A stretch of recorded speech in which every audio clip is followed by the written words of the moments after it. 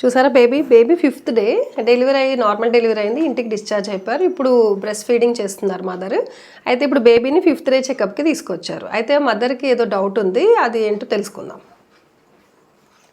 Madam, నేను బేబీకి breast feeding చేస్తున్నాను, కొబ్బరి నీళ్ళు తాగొచ్చా అని చెప్పేసి అంటున్నారు. బేబీకి కొబ్బరి నీళ్ళు తాగితే బేబీకి మదర్కి కోల్డ్ అవుతుంది అని చెప్పేసి అంటున్నారు.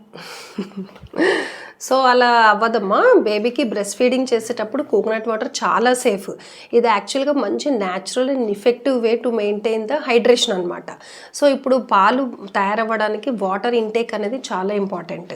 సో ప్లస్ ఇందులో మెయిన్గా ఎలక్ట్రోలైట్స్ కూడా ఉంటాయి, లైక్ పొటాషియం, మెగ్నీషియం, సోడియం. ఏదైతే మన స్వెట్టింగ్లో మన బాడీ ఫంక్షన్స్లో ఏదైతే లాస్ అవుతుందో ఆ ఎలక్ట్రోలైట్స్ కూడా ఇది రిచ్ ఇన్ ఎలక్ట్రోలైట్స్. అలాగే మెయిన్ దీంట్లో ఏంటంటే చాలా మంచి విటమిన్స్ అండ్ మినరల్స్ ఉన్నాయి, like potassium, calcium, magnesium, baby గ్రోత్కి, మదర్ యొక్క రికవరీకి ఆఫ్టర్ డెలివరీ. సో ఇవన్నీ కూడా చాలా సేఫ్ బేబీకి.